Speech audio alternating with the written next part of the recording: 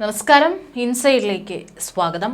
അവസാനമായി ഒരു ഈസ്റ്റർ കൂടി കാണാൻ കാത്തിരുന്ന മാർപ്പാപ്പ ഈ ലോകത്തോട് വിട പറഞ്ഞത് ഒരു ചോദ്യം വിശ്വാസികളുടെ മനസ്സിലെല്ലാം തന്നെ അവശേഷിപ്പിച്ചാണ്.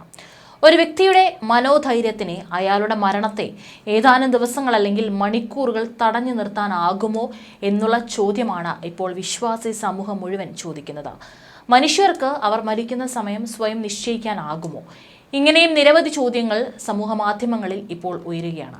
അത് സാധ്യമാണെന്ന് തെളിയിക്കുന്ന നിരവധി ഉദാഹരണങ്ങളും സമൂഹ മാധ്യമങ്ങളിൽ പ്രചരിക്കുന്നുണ്ട്. ചിലപ്പോൾ ഒരുപക്ഷെ നമ്മളും അത്തരത്തിലുള്ള സന്ദർഭങ്ങൾ കണ്ടും കേട്ടും അനുഭവിച്ചു കാണണം.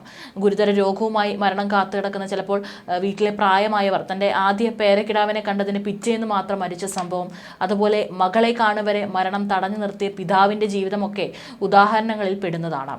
ഇത് സംഭവ്യമാണെന്നാണ് ചില വൈദ്യശാസ്ത്രജ്ഞരും പറയുന്നത്. പൂർണ്ണമായി മനസ്സിലാക്കാൻ കഴിയാത്ത ഒരു സത്യമെന്ന് തന്നെ വേണമെങ്കിൽ നമുക്കതിനെ വിളിക്കാം. ഇരട്ട ന്യൂമോണിയയായി വികസിച്ച ഒരു അണുബാധയെ തുടർന്ന് ആശുപത്രിയിലായിരുന്ന പോപ്പ് ഫ്രാൻസിസ് അവിടെ നിന്നും അദ്ദേഹത്തെ കടുത്ത നിബന്ധനകളോടുകൂടി തന്നെയായിരുന്നു ഡിസ്ചാർജ് ചെയ്തിരുന്നത്. തൻ്റെ അനാരോഗ്യവും പരിമിതമായ ചലനശേഷിയും കണക്കാക്കാതെ 96-ാം വയസ്സിൽ മരിച്ച എലിസബത്ത് രാജ്ഞിയെ ഓർമ്മിപ്പിക്കും വിധം അവസാന നാളുകളിലും തിരക്കിട്ട ജീവിതം തന്നെയായിരുന്നു ഫ്രാൻസിസ് മാർപ്പാപ്പയും നയിച്ചിരുന്നത്. ഈസ്റ്റർ കുർബാനയ്ക്കായി സെന്റ് പീറ്റേഴ്സ് ചതുരത്തിൽ തടിച്ചുകൂടിയ ആയിരക്കണക്കിന് വിശ്വാസികൾക്ക് അനുഗ്രഹമേകിക്കൊണ്ട് ഇന്നലെ അദ്ദേഹം മട്ടുപ്പാവിൽ പ്രത്യക്ഷപ്പെടുകയും ചെയ്തിട്ടുണ്ടായിരുന്നു.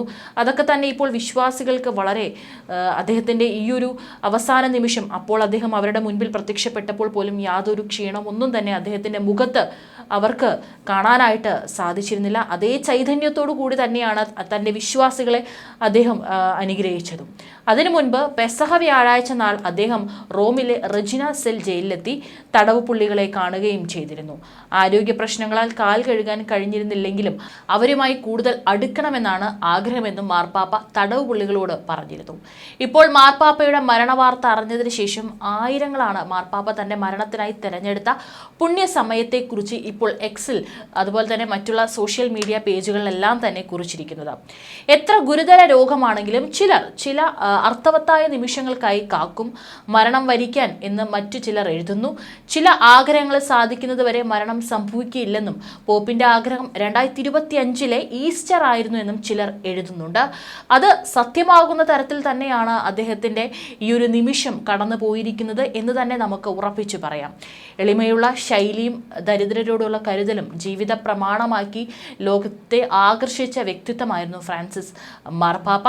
ബെനഡിക്റ്റ് 16-ാമൻ്റെ പിൻഗാമിയായി 2013 മാർച്ച് 13-നാണ് അർജന്റീനയിൽ നിന്നുള്ള ഹോർഹെ മാരിയോ ബെർഗോളിയോ ആഗോള കത്തോലിക്ക സഭയുടെ തലപ്പത്തേക്ക് അദ്ദേഹം എത്തിയത്. ലാറ്റിൻ അമേരിക്കയിൽ നിന്നുള്ള ആദ്യ പോപ്പാണ് അദ്ദേഹം. ഫ്രാൻസിസ് മാർപ്പാപ്പയുടെ ഭരണകാലം സഭയുടെ പരിവർത്തനത്തിൻ്റെ കാലം കൂടിയായിരുന്നു.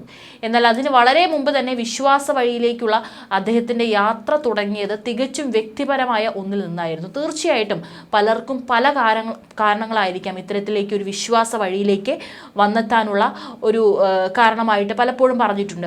അത് തന്നെയായിരുന്നു അദ്ദേഹത്തിൻ്റെ ജീവിതത്തിലും സംഭവിച്ചിട്ടുണ്ടായിരുന്നത്. ഇപ്പോൾ അദ്ദേഹത്തിൻ്റെ ഈ ഒരു മരണത്തിന് ശേഷം അത് ചർച്ചയാവുകയാണ്. ഒരു കത്ത്, ഒരു തിരസ്കരണം, ഒരു കൗമാരക്കാരൻ്റെ ഹൃദയവേദന, അതിൽ നിന്നായിരുന്നു അദ്ദേഹത്തിൻ്റെ ഈ ഒരു വിശ്വാസ വഴിയിലേക്കുള്ള യാത്ര എന്ന് തന്നെ വേണം പറയാൻ. ഒരു 1936 ഡിസംബർ 17-ന് അർജന്റീനയിലെ ബ്യൂണസ് ഐറസിലാണ് ഹോർഹെ മാരിയോ ബെർഗോളിയോയുടെ ജനനം. റെയിൽവേ ജീവനക്കാരനായിരുന്ന മാരിയോ ജോസ് ബെർഗോളിയാണ് അദ്ദേഹത്തിൻ്റെ പിതാവ്. റജീന സിവോറിയാണ് അദ്ദേഹത്തിൻ്റെ മാതാവ്. ബ്യൂണസ് ഐറസിലെ മെംബ്രില്ലർ സ്ട്രീറ്റിലെ കുട്ടിക്കാലത്ത് ഓർഹെ മാരിയോ ബെർഗോളിയോ തൻ്റെ അയൽപ്പക്കക്കാരിയായ പെൺകുട്ടിയെ പ്രണയിച്ചിരുന്നു. അമാലിയ ഡാമോണ്ട എന്നായിരുന്നു ആ പെൺകുട്ടിയുടെ പേര്. എല്ലാം തുടങ്ങിയത് ഒരു കത്തിൽ നിന്നായിരുന്നു. ആ കൗമാരക്കാരൻ്റെ കത്ത് അമാലിയ പക്ഷേ തിരസ്കരിച്ചു. അത് അവനിൽ വിഷാദവും ഹൃദയവേദനയും ഉണ്ടാക്കി. പതിറ്റാണ്ടുകൾക്ക് ശേഷം അസോസിയേറ്റഡ് പ്രസിന് നൽകിയ അഭിമുഖത്തിലാണ് അമാലിയ ഈ പ്രണയലേഖനത്തെക്കുറിച്ച് പിന്നീട് തുറന്നു പറഞ്ഞത്. കത്തിനൊപ്പം ചുവന്ന മേൽക്കൂരയുള്ള ഒരു ചെറിയ വെളുത്ത വീട് അദ്ദേഹം വരച്ചു നൽകി. നമ്മൾ വിവാഹിതരാകുമ്പോൾ ഇത് സ്വന്തമാക്കുമെന്നും അദ്ദേഹം കത്തിൽ പറഞ്ഞു. ഞാൻ നിന്നെ വിവാഹം കഴിച്ചില്ലെങ്കിൽ ഞാൻ ഒരു പുരോഹിതനാകാൻ പോകുന്നുവെന്നും കത്തിൽ എഴുതിയിരുന്നുവെന്നാണ് അന്ന് ഈ പറയുന്ന അഭിമുഖത്തിൽ അമാലിയ വെളിപ്പെടുത്തിയിട്ടുണ്ടായിരുന്നത്. അമാലിയയ്ക്ക് കത്തിലെ കാര്യങ്ങൾ ബാലിഷ്യമായിട്ടാണ് തോന്നിയത്. പക്ഷേ കത്ത് അമാലിയയുടെ വീട്ടിൽ പിടിക്കപ്പെട്ടു. കത്ത് അമ്മ പൊട്ടിച്ചു വായിച്ച ശേഷം നിനക്കൊരു ആൺകുട്ടിയുടെ പ്രണയലേഖനം ലഭിച്ചോ എന്ന് ചോദിച്ചതായും അമാലിയ പറഞ്ഞിരുന്നു. ഈ സംഭവത്തിന് ശേഷം ഇരുവരെയും അകറ്റി നിർത്താൻ മാതാപിതാക്കൾ കഴിയുന്നതെല്ലാം ചെയ്തതായും അഭിമുഖത്തിൽ അവർ അന്ന് വ്യക്തമാക്കിയിട്ടുണ്ടായിരുന്നു. അധികം വൈകാതെ മെംബ്രില്ല സ്ട്രീറ്റിൽ നിന്ന് ബെർഗോളിയോ കുടുംബം താമസം മാറുകയായിരുന്നു. അമാലിയയും കുടുംബവും അവിടം വിട്ടു. അമാലിയ മറ്റൊരാളെ വിവാഹം കഴിച്ച് കുടുംബിനിയാവുകയും ചെയ്തു. പക്ഷേ തന്റെ അയൽക്കാരനെ കുറിച്ച് അവർ എന്നും ഓർമ്മിച്ചിരുന്നു. പക്ഷെ ഒരിക്കലും ആ ബന്ധം പുനഃസ്ഥാപിക്കാൻ ശ്രമിച്ചില്ല. ഹോർഹെ മാരിയോ ബെർഗോളിയോ ആകട്ടെ ഹൈസ്കൂൾ പഠനത്തിന് ശേഷം ബ്യൂണസ് ഐറസ് സർവകലാശാലയിൽ ചേർന്നു. രസതന്ത്രത്തിൽ ബിരുദാനന്തര ബിരുദം നേടി. പൗരോഹിത്യത്തിലേക്കുള്ള ഉൾവിളി ഉണ്ടായതോടെ കാമുകിയുടെ ഓർമ്മകൾ കുഴിച്ചുമൂടി. ബെന്യൂസ് ഐറിസ് ആർച്ച് ബിഷപ്പായിരിക്കെ കർദിനാൾ ഹോർഹെ മാരിയോ ബെർഗോളിയോ 2013 കത്തോലിക്ക സഭയുടെ 266 മാർപ്പാപ്പയായി തിരഞ്ഞെടുക്കപ്പെട്ടു. ആഡംബരങ്ങളും സമ്പത്തുമെല്ലാം ഉപേക്ഷിച്ച് വിശപ്പിലും ദാരിദ്ര്യത്തിലും ജീവിത പ്രകാശം കണ്ടെത്തിയ അസീസിയിലെ ഫ്രാൻസിസിന്റെ പേരാണ് അദ്ദേഹം സ്വീകരിച്ചത്. ഫ്രാൻസിസ് എന്ന പേര് സ്വീകരിച്ച് ആദ്യ മാർപ്പാപ്പയുമാണ് അദ്ദേഹം. ഏതായാലും അദ്ദേഹത്തിന്റെ ഇപ്പോഴത്തെ ഈ ഒരു മരണത്തോടു കൂടി തന്നെയാണ് അദ്ദേഹത്തിന്റെ ജീവിതത്തിലെ പല ഇത്തരത്തിലുള്ള സംഭവങ്ങളും കഥകളൊക്കെ തന്നെ വാർത്താ മാധ്യമങ്ങളിലടക്കം ഇപ്പോൾ വന്നുകൊണ്ടിരിക്കുകയാണ്. ഫ്രാൻസിസ് മാർപ്പാപ്പയുടെ മരണത്തോടെ പതിറ്റാണ്ടുകളായി പിന്തുടരുന്ന പാരമ്പര്യ തെരഞ്ഞെടുപ്പ് നടപടിക്രമങ്ങൾക്ക് വത്തിക്കാനിൽ തുടക്കമാകും. ഈ നടപടിക്രമങ്ങൾ വ്യക്തമായ ഘട്ടങ്ങളിലായാണ് നടക്കുക. ആഗോള കത്തോലിക്ക സഭയുടെ 266 മാർപ്പാപ്പയായ ഫ്രാൻസിസ് മാർപ്പാപ്പ വിടവാങ്ങിയതോടെ പിൻഗാമിക്ക് വേണ്ടിയുള്ള പ്രാർത്ഥനാപൂർവമായ ഒരുക്കത്തിലേക്ക് സഭ ഉടൻ പ്രവേശിക്കുന്നത്. കത്തോലിക്ക സഭയുടെ തലവൻ എന്ന നിലയിൽ ലോകമെമ്പാടുമുള്ള 140 കോടി വിശ്വാസികളുടെ ആത്മീയ നേതാവാണ് മാർപ്പാപ്പ. 2013 മാർപ്പാപ്പയായി തെരഞ്ഞെടുക്കപ്പെട്ടതു മുതൽ എളിമ, കരുതൽ, നവീകരണം എന്നിവയിൽ ശ്രദ്ധ കേന്ദ്രീകരിച്ചാണ് ഫ്രാൻസിസ് മാർപ്പാപ്പ സഭയെ നയിച്ചത്. ഏപ്രിൽ 20 ഈസ്റ്റർ ദിനത്തിൽ അദ്ദേഹം പൊതുവേദിയിൽ പ്രത്യക്ഷപ്പെട്ടിരുന്നു. US വൈസ് പ്രസിഡന്റ് JD വാൻസുമായി കൂടിക്കാഴ്ച നടത്തിയിരുന്നു. ആഴ്ചകളോളം നീണ്ട അനാരോഗ്യത്തിന് ശേഷമായിരുന്നു ഈ പൊതുപരിപാടികൾ. മാർച്ച് 24 ഫ്രാൻസിസ് മാർപ്പാപ്പയ്ക്ക് ശ്വാസനാളികളുടെ സങ്കോചവും ഛർദിയും അനുഭവപ്പെട്ടതായും ആരോഗ്യനില പെട്ടെന്ന് വഷളായതായും CBS റിപ്പോർട്ട് ചെയ്തിരുന്നു. എന്നാൽ പിന്നീട് ആരോഗ്യനില മെച്ചപ്പെട്ടു. മാർച്ച് 3 2 തവണ തീവ്രമായ ശ്വാസകോശ സംബന്ധമായ പ്രശ്നങ്ങൾ ഉണ്ടായെന്നും വത്തിക്കാൻ അറിയിച്ചു. ഇരട്ട ന്യൂമോണിയ ബാധിച്ച് 2 ആഴ്ചയിലേറെ അദ്ദേഹം ആശുപത്രിയിലായിരുന്നു. ഫെബ്രുവരി 14 മുതൽ നോൺ ഇൻവേസീവ് മെക്കാനിക്കൽ വെന്റിലേഷനിലായിരുന്നു അദ്ദേഹം. മാർപ്പാപ്പയുടെ മരണം ഔദ്യോഗികമായി പ്രഖ്യാപിച്ചതിന് തൊട്ടു പിന്നാലെ വത്തിക്കാൻ ഉദ്യോഗസ്ഥർ മരണം സ്ഥിരീകരിക്കുന്നതിനുള്ള നടപടികളും പൂർത്തിയാക്കി. ഈ ചുമതല വഹിച്ചത് വത്തിക്കാൻ ആരോഗ്യ വകുപ്പും കാമർലെങ്കോയുമാണ്. നിലവിലെ കാമർലെങ്കോയായ കർദിനാൾ കെവിൻ ജോസഫ് ഫാരൽ മരണവാർത്ത സ്ഥിരീകരിച്ചു. പ്രാഥമിക ക്രമീകരണങ്ങൾക്ക് മേൽനോട്ടം വഹിക്കുകയും ചെയ്യുന്നു. ഇനി മാർപ്പാപ്പയുടെ ഭൗതിക ശരീരം അദ്ദേഹത്തിന്റെ സ്വകാര്യ ചാപ്പലിലേക്ക് മാറ്റും. അവിടെ വെള്ള കാസക് ധരിപ്പിച്ച് സിങ്ക് പാളികളുള്ള മരപ്പേടകത്തിൽ കിടത്തും. ആചാരപരമായ ബഹുമാനവും തുടർച്ചയും ഉറപ്പാക്കുന്ന നടപടിയാണിത്. അദ്ദേഹത്തിന്റെ മിത്രയും പാലിയവും മാറ്റിവെക്കുമെന്നും ചുവന്ന തിരുവസ്ത്രങ്ങൾ അണിയിക്കുമെന്നും വത്തിക്കാൻ നടപടിക്രമങ്ങൾ വ്യക്തമാക്കുന്നു. ഒരു മാർപ്പാപ്പയുടെ ഭരണകാലം അവസാനിച്ചതിനെ അടയാളപ്പെടുത്തുന്ന പ്രതീകാത്മക ചടങ്ങിൽ പോപ്പിന്റെ ഔദ്യോഗിക മുദ്രയായ ഫിഷർമാൻസ് റിംഗ് തകർക്കും. ചരിത്രപരമായി കാമർലെങ്കോ ഒരു പ്രത്യേക ചുറ്റിക ഉപയോഗിച്ച് മോതിരം തകർത്താണ് ഈ ചടങ്ങ് നിർവഹിക്കുന്നത്. ഇത് മോതിരം ദുരുപയോഗം ചെയ്യുന്നത് തടയുകയും പാപ്പ ഭരണകാലം അവസാനിച്ചുവെന്ന് ഔദ്യോഗികമായി സ്ഥിരീകരിക്കുകയും ചെയ്യുന്നു. പ്രാഥമിക സ്ഥിരീകരണത്തിനും ആചാരപരമായ ഒരുക്കങ്ങൾക്കും ശേഷം വത്തിക്കാൻ 9 ദിവസത്തെ ദുഃഖാചരണം പ്രഖ്യാപിക്കും.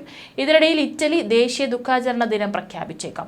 ഈ 9 ദിവസങ്ങളിൽ ഫ്രാൻസിസ് മാർപ്പാപ്പ ആദരാഞ്ജലികൾ അർപ്പിക്കാനും അദ്ദേഹത്തിന്റെ വിയോഗത്തിൽ അനുശോചിക്കാനും കത്തോലിക്കക്കാർക്കായി വിവിധ ശുശ്രൂഷകളും അനുസ്മരണങ്ങളും നടക്കും. മാർപ്പാപ്പയുടെ ഭൗതിക ശരീരം പൊതുദർശനത്തിന് വെക്കുന്നതാണ് ഈ കാലയളവിലെ ഏറ്റവും പ്രധാനപ്പെട്ട ചടങ്ങ്. മുൻകാല പാരമ്പര്യങ്ങളിൽ നിന്ന് വ്യത്യസ്തമായി എംബാം ചെയ്ത ശരീരം ഉയർത്തിയ പീഠത്തിലോ കാറ്റാഫാൾക്കിലോ സ്ഥാപിക്കില്ല. മറിച്ച് പേടകത്തിൽ തന്നെ സൂക്ഷിക്കാനാണ് സാധ്യത. ഇത് ഫ്രാൻസിസ് മാർപ്പാപ്പയെ ലാളിത്യത്തോടുള്ള മുൻഗണനയും മരണാനന്തര ചടങ്ങുകൾ ആർഭാടഹിതമാക്കണമെന്ന അദ്ദേഹത്തിന്റെ ആഗ്രഹവും മാനിച്ചാണ്. ഭൗതിക ശരീരം സെന്റ് പീറ്റേഴ്സ് ബസിലിക്കയിലേക്ക് കൊണ്ടുപോകുന്ന ഔദ്യോഗിക വിലാപയാത്രയും പ്രതീക്ഷിക്കുന്നു.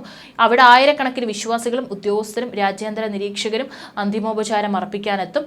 ഈ ദുഃഖാചരണ കാലയളവിൽ നിലവിൽ വത്തിക്കാൻ സെദെ വക്കാന്തെ സിംഹാസനം ഒഴിഞ്ഞുകിടക്കുന്നു എന്ന അവസ്ഥയിലായിരിക്കും. ഈ താൽക്കാലിക കാലയളവിൽ സഭയുടെ ഭരണപരമായ കാര്യങ്ങൾ കർദിനാൾ സംഘത്തിന്റെ ചുമതലയിലായിരിക്കും. കർദിനാൾമാർ ദൈനംദിന കാര്യങ്ങൾ കൈകാര്യം ചെയ്യുമെങ്കിലും പുതിയ മാർപ്പാപ്പയെ തിരഞ്ഞെടുക്കുന്നതുവരെ പ്രധാന തീരുമാനങ്ങളൊന്നും എടുക്കില്ല. പരമ്പരാഗതമായി മാർപ്പാപ്പയുടെ സംസ്കാരം മരണശേഷം ഏതാനും ദിവസങ്ങൾക്കുള്ളിലാണ് നടക്കുക. ഫ്രാൻസിസ് മാർപ്പാപ്പയുടെ കാര്യത്തിൽ മരണശേഷം 4-6 ദിവസത്തിനകം സംസ്കാരം നടക്കുമെന്നും തുടർന്ന് 9 ദിവസം വരെ റോമിലെ വിവിധ പള്ളികളിൽ അനുബന്ധ ചടങ്ങുകൾ നടക്കുമെന്നും പ്രതീക്ഷിക്കുന്നു. സംസ്കാര ചടങ്ങുകളിലെ ഒരു പ്രധാന ഘടകം അടക്കം ചെയ്യുന്ന രീതിയാണ്. ചരിത്രപരമായി സൈപ്രസ്, സിങ്ക്, എൽം എന്നിവ കൊണ്ടുള്ള നിർമ്മിച്ച 3 പേടകങ്ങളിലായാണ് മാർപ്പാപ്പമാരെ അടക്കം ചെയ്തിരുന്നത്. എന്നിരുന്നാലും അദ്ദേഹത്തിന്റെ ആഗ്രഹം അനുസരിച്ച് ഫ്രാൻസിസ് മാർപ്പാപ്പയെ സിങ്ക് പാളികളുള്ള ഒരൊറ്റ മരപ്പേടകത്തിലായിരിക്കും അടക്കം ചെയ്യുക. സംസ്കാര ചടങ്ങിൽ പോപ്പിന്റെ മുഖത്ത് വെളുത്ത സിൽക്ക് തുണി വിരിച്ച ശേഷം പേടകം മുദ്ര വയ്ക്കുന്നത് പതിവാണ്. ഇത് ജീവിതത്തിൽ നിന്ന് നിത്യതയിലേക്കുള്ള മാറ്റത്തെ അടയാളപ്പെടുത്തുന്ന പ്രതീകാത്മക ചടങ്ങുമാണ്.